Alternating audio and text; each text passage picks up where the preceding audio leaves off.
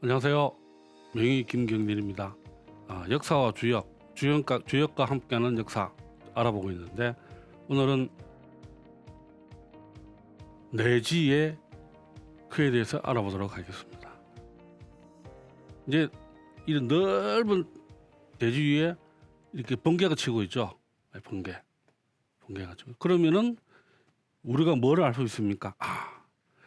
땅에 번개가 치니까 머지않아서 비가 오겠다. 이렇게 예측을 할 수 있다는 겁니다. 그러면 비가 오면은 이 땅이 촉촉해져서 나무가 잘 자랄 수 있다. 그렇겠죠. 원래 이 땅이라는 거는 이 명작에서도 그러지만 이 토는 이 나무가 자라줘야 자기 역할이 되는 겁니다. 원래 우리가 이거 말하는 동양 철학에서 말하는 이 오행이라는 거는 다 각자의 역할이 있다는 겁니다. 오행이라는 거는 이제 우리가 흔히 하는 뭐 수, 화, 목, 금, 토 말하는데 각자의 다 역할이 있다는 겁니다. 역할이 다 있는데 그 중에서 토는 이 목이 자라줘야 이 목의 존재 가치가 된다는 겁니다. 아무 나무가 없는 땅, 허허벌판이죠. 거기는 아무 생명체도 없고 아무것도 없는 겁니다. 거기는.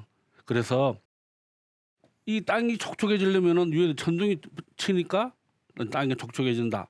그래서 머지않아 비가 오겠구나. 그게 뭐죠? 땅 위에 천둥이 치니까 비가 오겠구나. 그거를 아는 게 뭐죠? 그게 기미라는 겁니다. 기미. 다른 말로는 징조, 이런 뜻이죠. 징조. 그래서 기미를 알고 미리 준비하라. 그러면은 어떻다? 이 예자는 미리 원래 한자는 미리 예자입니다. 미리예. 그렇지만은 또 다른 뜻을 찾아보면은 뭐 즐겁다, 기쁘다 이런 뜻이 들어 있는데, 기미를 알고 미리 준비하면 즐겁고 기쁘다. 쉽게 이해되시죠? 내지에. 그래서 방금 제가 말씀드린 요 짤막한 거로 이 내지의 캐는 설명이 거의 다 된 겁니다.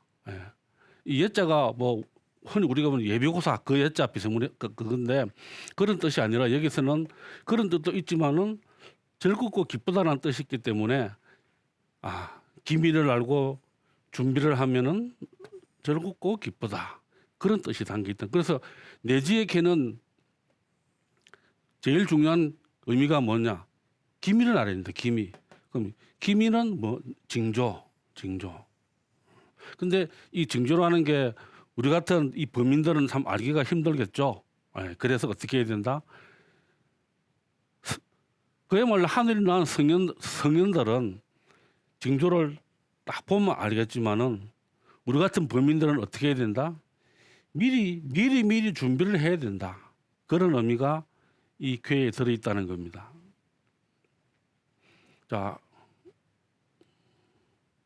방금 말씀드린 걸 보시면은 내지에 보시면은 다 이렇게 음이죠. 음에 요 하나가 딱 양이 있죠. 양. 그런 정상이. 그러면 근데 이걸 반대로 하면 뭐가 됩니까? 지뢰복해가 되는데, 그 유명한 지뢰복해입니다. 왜 이 반대로 된 지뢰복해가 유명하냐? 그러면은 이게 아래위가 바뀌면 어떻게 됩니까?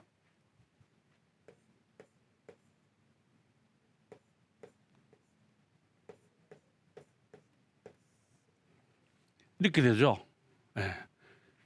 지뢰복해가 되는데, 자 보시면은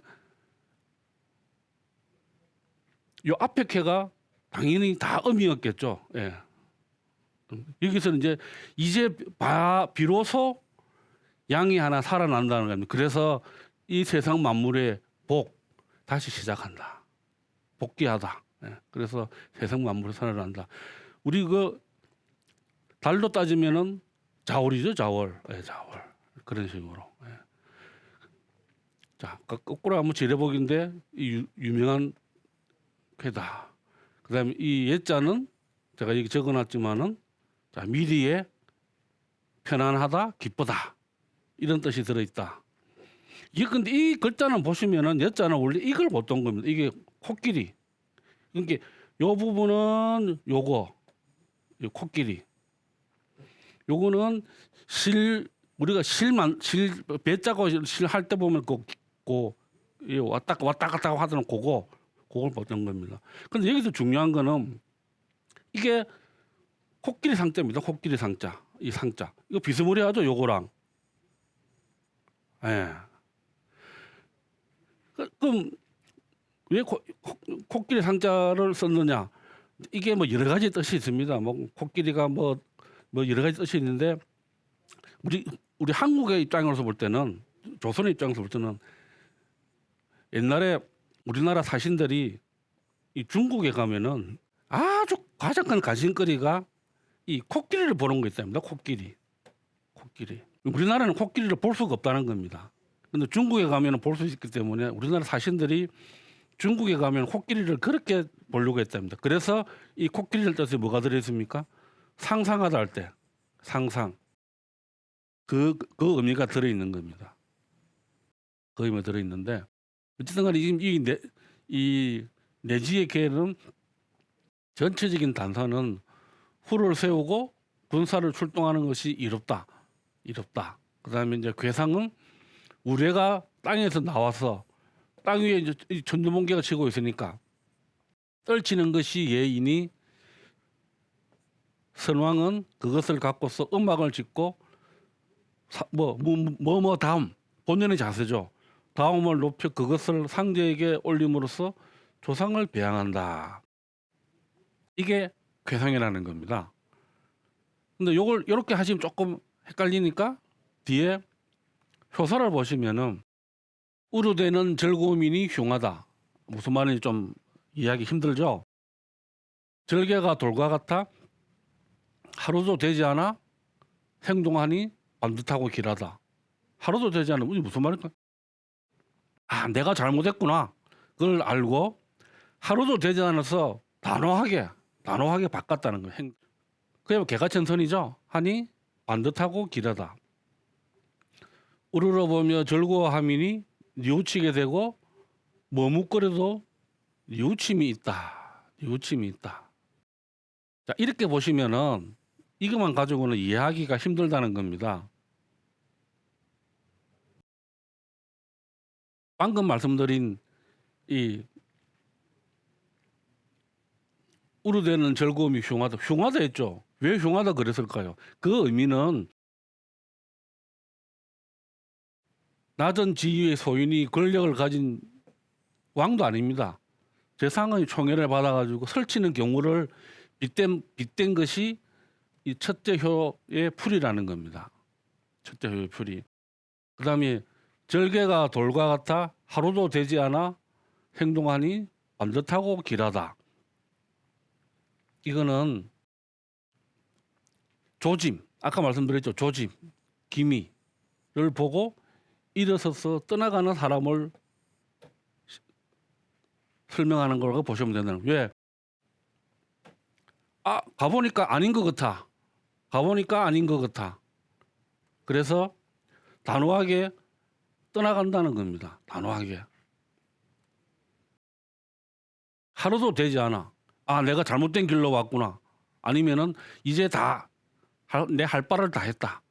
아니면은 내가 바라는 바를 다 이루었다. 이렇게. 그렇기 때문에 절개가 돌과 같아. 그렇게 내가 이룬 걸 다 이뤘기 때문에 나는 이제 미련 없이 간다는 겁니다. 돌과 같다. 하루도 되지 않아 행동하니 반듯하고 길하다. 근데 하루도 되지 않아서 단호하게 행동을 하려면은 어떻게 돼야 된다? 기미를 알아야 된다는 겁니다. 기미를 모르는데 어떻게 이렇게 하루아침 이렇게 되겠습니까? 그리고 6.3은 우러러보면 즐거워함이니 뉘우치게 되고 머뭇거려도 뉘우침이 있다. 이 효에서 중요한 건 이겁니다. 머뭇거려도 뉘우침이 있다. 그러면 이거는 왜 뉘우침이 있느냐? 아첨을 해도 총애를 못 얻는다는 겁니다. 이 사람은 소인이니까. 그리고 이 효에서 중요한 거는 이 네 번째 효인데, 네 번째 효인데 네 번째 효.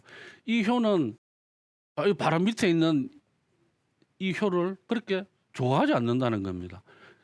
이 케이스 가장 여기가 왕이죠. 예, 여기가 왕이고 여기는 재상인데, 재상 입장에서 보면은 이제 요 밑에 있는 이 하인들의 최고 우두머리인데 보시면은 양음양, 여기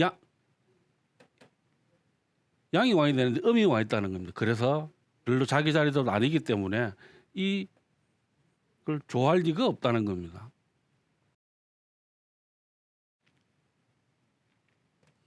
그래서 아첨을 내도 총애를 못 얻는 사람을 의미하는 것이다.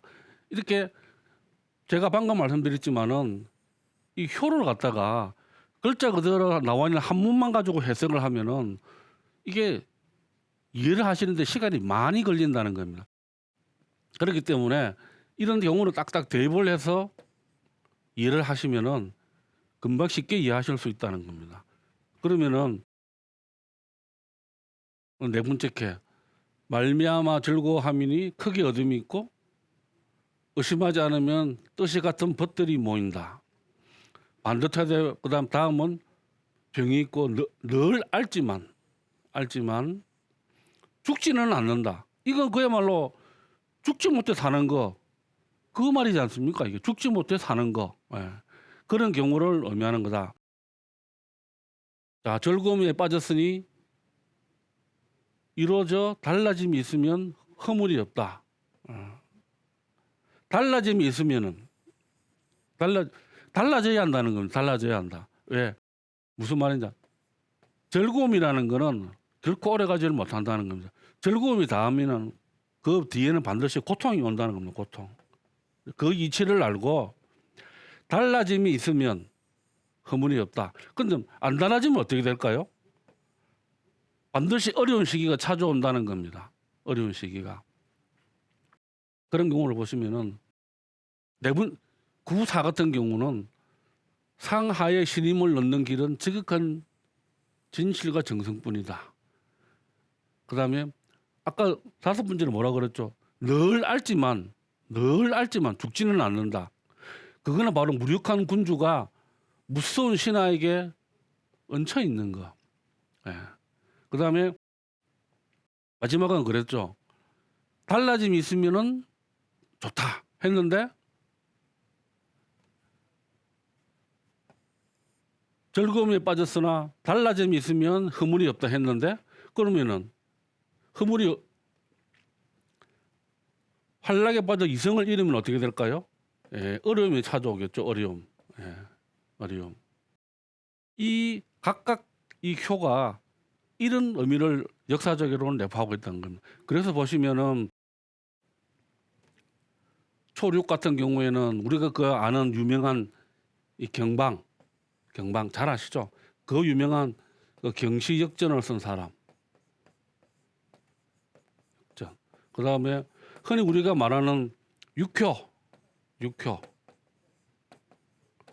우리 육효 공부하는 분들 많으시죠? 이렇게 점칭한 육효를 만들었다고 흔히들 일컬어지는 그분. 그다음에 기미를 알고 떠나가는 사람은 유명한 사람 있죠. 예, 범녀. 이 누구죠? 예, 오월동주에 나오는 사람, 올나라 사람. 그다음에 그 유명한 와신 상담의 배경이 되는 사람. 예, 그 유명한 범녀.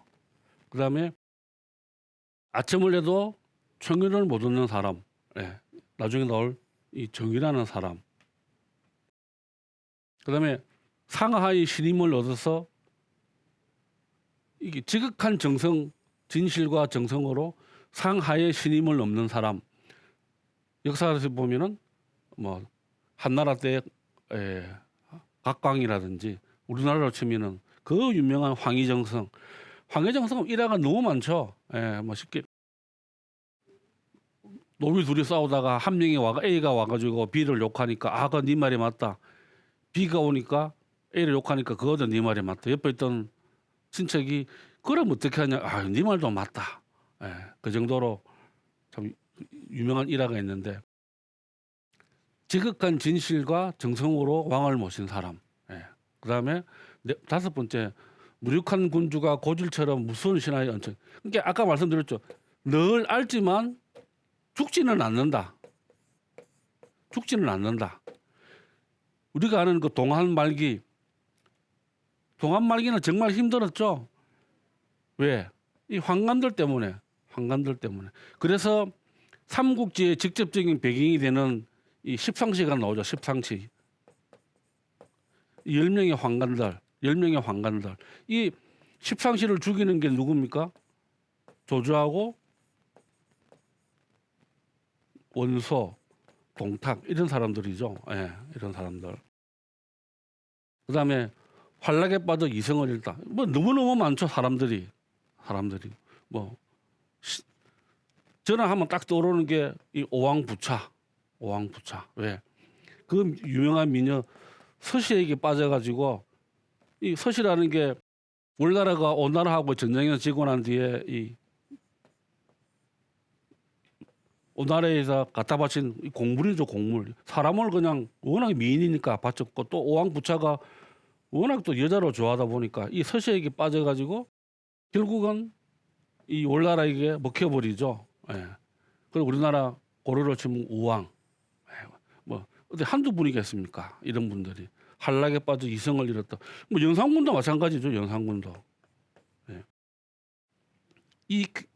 그래서 이 내지의 괴의 여섯 번째 제일 위에 있는 이 효는 이런 의미가 내포되어 있다는 겁니다. 환락에 빠져 이성을 잃은 사람을 의미하는 것이다. 그러니까 예를 들어 내가 점을 쳤는데 내지의 쾌에 상육효를 얻었다. 그러면은 자기 자신을 돌아봐야 되겠죠. 왜? 이 효가 의미하는 거는 이성을 잃었구나. 그래서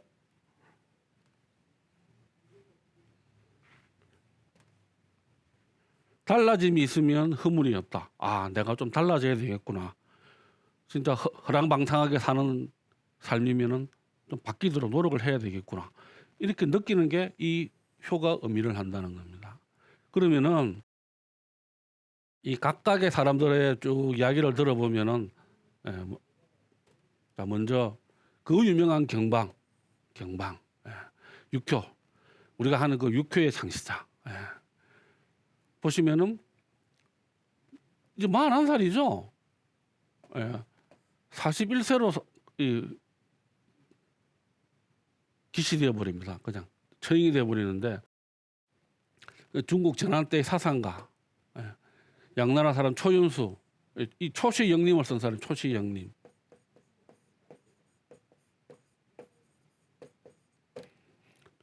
이게 역학을 배웠다. 그다음에 제2사상의 발과 원죄의 총애를 받았다.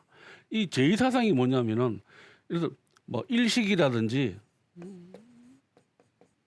월식이라든지 이때는 이 경방 때는 책에 보면은 이 태양이 이 청색으로 변했다 이렇게 나옵니다. 책. 이런 제2를 갖다가 이치에 맞게 잘 설명을 한다는 겁니다. 이치에 맞게 제2사상.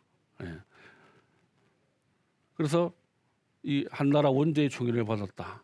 그런데 실권을 쥐고 전행을 일삼는 이 석현 역시 이 사람도 환관입니다. 환관. 그다음에 이 사람의 친구 상서령, 오록충종 등의 미움을 사서 하옥된 후에 살해되었다. 이 하옥된 이유도 보면은 그야말로 무고입니다. 무고. 있지도 않은 일을 꾸며가지고 무고. 그래서 이 초연수가 일찍이 그랬답니다. 나의 도리 역이겠죠. 역. 나의 도리를 배워서 그 때문에 자기 몸을 망칠 자는 경생, 경방이다. 경방이다. 이렇게 얘기하는데 실제로 경방은 왕의 총애도 받고 그다음에 이렇게 사상가고 제사상을 설명할 정도로 아주 학식이 높았지만은 41세라는 젊은 나이에 처형을 당했다는 겁니다. 그래서 이 경방이 바로 내지 예케의 초효가 상징하는 사람이라는 겁니다. 그래서 보시면은 이 한서에 보면은 이 반고가 한서를 지었죠. 한서에 보면은 이렇게 해놨습니다. 반고가 구차스럽게 총애를 얻기는 했으나 강한 신하들에게 원망을 품게 만들어 큰 죄가 아니었음에도 주도 면면하지 못해 몸을 잃었으니 슬프다. 근데 이게 주도 면밀이라는 게 실제로는 보면은 참 아이러니한 게 경방이 그렇게 공부를 했던 이 역을 이 설명한 이 계사전에 나오는 얘기입니다. 계사전 8장에 보시면은 군불 밀적 신하를 읽고 신불 밀 실신. 왕이 주도 면밀하지 못하면은 신하를 읽고 신하가 주도 면밀하지 못하면은 몸을 잃는다. 경방은 정말 아이러니하게 이 학문을 갖다가 그렇게 공부를 했고 사람들에게 강의를 할 정도가 됐지만은 이 의미를 지키지를 못했다는 겁니다. 그러면은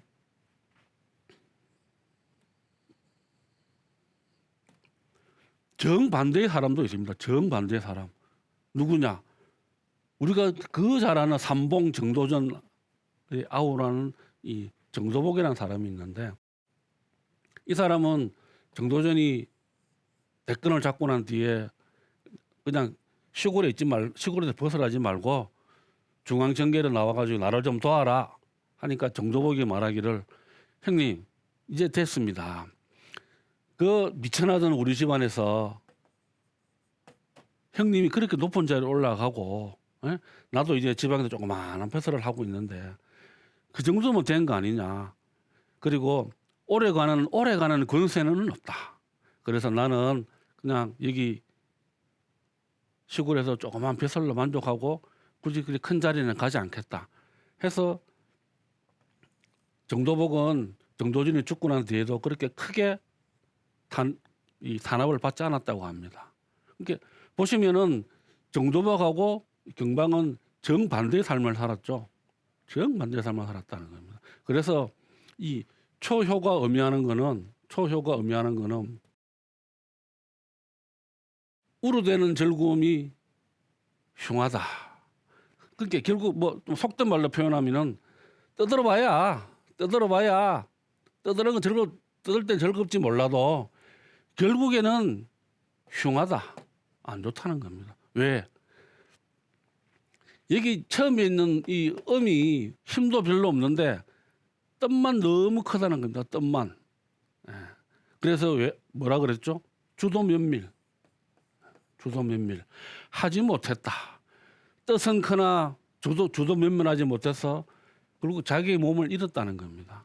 그게 바로 이 초회에 해당하는 거고 거기에서 우리가 알 수 있는 사람이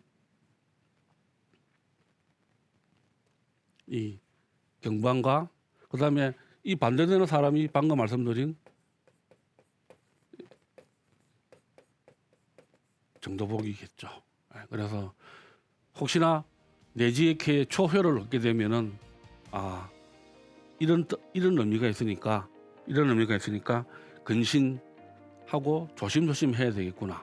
그렇게 해석을 하셔야 된다는 겁니다. 자, 다음 시간에는 이 두 번째 효 부터 다시 또 알아보도록 하겠습니다. 감사합니다.